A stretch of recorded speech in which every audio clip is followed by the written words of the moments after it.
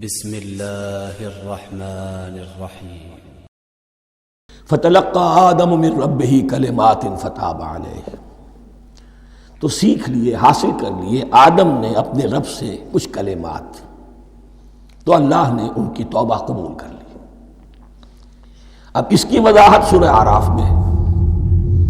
یہ تو چونکہ پس منظر میں وہ 2/3 قرآن موجود ہے، اس کی وضاحت کیا ہے کہ حضرت آدم میں سخت پشیمانی پیدا ہوئی ہے، میں نے کیا کیا، مجھ سے خطا سرزد ہو گئی، اللہ کے حکم کی میں نے خلاف ورزی کی، لیکن ان کے پاس الفاظ نہیں تھے کن الفاظ میں اللہ سے استغفار کریں، کن الفاظ میں اللہ سے معافی چاہیں۔ اللہ کی رحمت یہ ہوئی کہ اللہ نے الفاظ انہیں خود تلقین فرما دی۔ یہ اللہ کی شان رحیمی ہے۔ اصل شے جو ہے وہ انسان کے اندر گناہ پر ندامت کا پیدا ہو جانا ہے، یہ اصل توبہ ہے۔ علامہ اقبال نے جو بڑی اپنی آغاز عنفوان شباب میں جو اشعار کہے تھے، ان میں سے ایک شعر کو سن کر پھڑک اٹھے تھے اس وقت کے اساتذہ بھی۔ موتی سمجھ کے شان کریمی نے چن لیے، قطرے جو تھے میرے عرق انفعال کے۔ انفعال کہتے ہیں شرمندگی کو۔ شرمندگی سے میری پیشانی پر جو پسینے کے قطرے نمودار ہو گئے، میرے پروردگار کو وہ اتنے عزیز ہوئے، اس نے انہیں موتی کی طرح چن لیا۔ موتی سمجھ کے شان کریمی نے چن لیے، قطرے جو تھے میرے عرق انفعال کے۔ تو فتلقى آدم من ربہ کلمات، ان پر پچھتاوا ہوا، ندامت ہوئی، اللہ نے انہیں الفاظ، وہ الفاظ کیا تھے وہ سورہ اعراف میں ہیں۔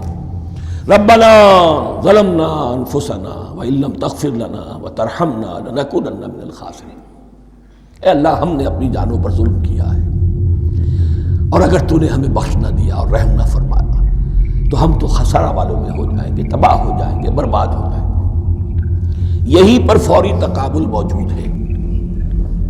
غلطی ابلیس سے بھی ہوئی، حکم سے سرتابی ہوئی، لیکن اس پر ندامت نہیں ہوئی، تکبر کی بنا پر اور اکڑ گیا، انا خیر منہ۔ غلطی آدم سے بھی ہوئی، نافرمانی ہوئی، لیکن اس پر پشیمان ہوئے اور توبہ کی۔ وہ شیطنت ہے، یہ آدمیت ہے، ورنہ کوئی انسان گناہ سے اور معصیت سے مبرہ نہیں ہے۔ حضور کی ایک حدیث ہے، کل بنی آدم کلکم خطاؤون، کل بنی آدم خطاؤون وخیر الخطائین التوابون۔ آدم کے تمام اولاد، تمام انسان خطا کار ہیں، ان خطا کاروں میں بہتر وہ ہیں، اچھے وہ ہیں جو توبہ کرتے ہیں۔ تو یہاں حضرت آدم سے غلطی ہوئی، انہوں نے توبہ کی، پشیمانی ہوئی، ندامت ہوئی، اس نے کی اور اس پر جم گیا، اصرار کیا۔ فتلقى آدم من ربہ کلمات فتاب علیہ انہ هو التواب الرحیم، یقیناً وہی تو ہے بہت توبہ کو قبول فرمانے والا اور بہت رحم فرمانے والا۔ یہ نوٹ کیجئے گا، توبہ کا لفظ دونوں طرف سے آتا ہے، بندہ بھی تواب، وخیر الخطائین التوابون، تواب بندے بھی ہو گئے، تواب اللہ بھی ہے۔ اس کی اصل حقیقت کیا ہے؟ بندے نے خطا کی اور دور ہو گیا اللہ سے، اللہ نے اپنی رحمت کی نگاہ اس سے پھیر لی۔ بندے نے توبہ کی، اللہ پھر اپنی رحمت کے ساتھ اس کی طرف متوجہ ہو گیا۔ توبہ کے معنی پلٹنا۔ بندہ معصیت سے توبہ کر کے اپنی اصلاح کی طرف، بندگی کی طرف، اطاعت کی طرف پلٹ آیا۔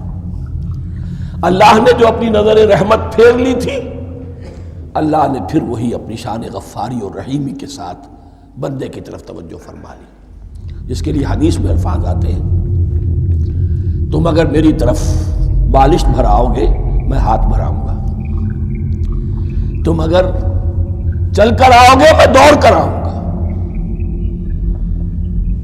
ہم تو مائل بکرم ہے کوئی سائل ہی نہیں، راہ دکھلائیں کسے رہنم منزل ہی نہیں۔ وہ تو تواب ہے، بس فرق یہ ہے کہ تابہ بندے کے لیے ہوگا تو الہ ہوگا، تابہ الہ، انی تبت الیک، اور جب اللہ کی طرف سے ہوگا تابہ علیہ، وہ اعلیٰ ہوگا، اس پر توبہ کی، یعنی اللہ کی بلند شان ہے، تو انسان توبہ کرتا ہے تو اس کی طرف توبہ کرتا ہے.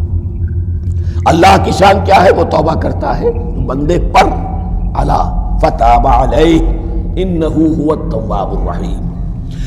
قلنا اہبطوا منها جميعا، ہم نے کہہ دیا اتر جاؤ اس سے اب تم سب کے سب. فَإِمَّا يَأْتِيَنَّكُم مِّنِّي هُدًى، اب یہاں لفظ آیا اہبطوا، یہاں بھی پہلے بھی آیا ہے. جو حضرات یہ سمجھتے ہیں کہ تخلیق آدم آسمانوں پر ہوئی ہے اور جنت بھی وہ آسمان میں ہے جہاں رکھے گئے تھے، آزمائشی یا ٹریننگ یا ڈیمانسٹریشن والی جنت، وہ یہاں حبوط کا ترجمہ کریں گے کہ آسمان سے زمین پر اترنے کا حکم دیا گیا. جو لوگ سمجھتے ہیں یہی کسی بلند مقام پر تھے، وہ کہتے ہیں کہ نیچے اترو، کسی بڑی اونچی سطح مرتفع پر اگر کوئی جگہ تھی تو اب نیچے اترو اور جاؤ، اب تمہیں زمین میں ہل چلانا پڑے گا اب روٹی حاصل کرنے کے لیے. یہ جو نعمتوں کے دسترخوان یہاں بچھے ہوئے تھے یہ اب تمہارے لیے نہیں ہے. اس کے لیے اس معنی میں اس لفظ کا استعمال جو ہے وہ آ جائے گا آگے چل کر اسی سورہ بقرہ کے اندر، کہ اس معنی میں بھی سورہ بقرہ کے 7ویں رکوع میں یہ لفظ استعمال ہوا ہے. تو امکان اس کا بھی ہے، بس اس سے آگے ادھر یا ادھر کی زیادہ بحث کرنے کا یہ موقع دورہ ترجمہ قرآن میں نہیں ہے. قُلْ اهْبِطُوا مِنْهَا جَمِيعًا فَإِمَّا يَأْتِيَنَّكُم مِّنِّي هُدًى فَمَن تَبِعَ هُدَايَ فَلَا خَوْفٌ عَلَيْهِمْ وَلَا هُمْ يَحْزَنُونَ. تو جب بھی آئے گی تمہارے پاس میری جانب سے کوئی ہدایت، تو جو کوئی میری ہدایت کی پیروی کرے گا اس کے لیے نہ خوف ہوگا اور نہ وہ حزن سے دوچار ہوگے. یہ ہے علم انسانی کا دوسرا گوشہ، ریویلڈ نالج. اس چوتھے رکوع کی جو حسن ہے اسے دیکھیے. شروع میں ایکوائرڈ نالج کا ذکر ہے جو پوٹینشلی حضرت آدم کی ذات میں رکھ دیا گیا اور جو انسان نے پھر اپنی محنت سے ان السمع والبصر والفؤاد اس کے ذریعے سے آگے بڑھایا. یہ علم ہے چل رہا ہے. آج مغربی اقوام ہم سے بہت آگے ہیں. کبھی ایک زمانے میں مسلمان آگے نکل گئے تھے، لیکن ظاہر بات ہے کہ اس دنیا میں عروج تو انہی کو ہوگا جو ان چیزوں میں سب سے زیادہ اس کی آگہی حاصل ہوگی. البتہ ایک علم وہ ہے جو آسمان سے نازل ہوتا ہے، یہ گیون ہے، ریویلڈ نالج ہے، یہ وحی ہے. فَإِمَّا يَأْتِيَنَّكُم مِّنِّي هُدًى، تمہارے مقام خلافت کا تقاضا یہ ہے جو احکام ہمارے آئے، جو ہدایات ہم بھیجیں ان کو تو پوری طریقے سے اس کی پیروی کرو. فَمَن تَبِعَ هُدَايَ، تو جو کوئی بھی میری ہدایت کی پیروی کرے گا فَلَا خَوْفٌ عَلَيْهِمْ وَلَا هُمْ يَحْزَنُونَ. صدق اللہ العظیم.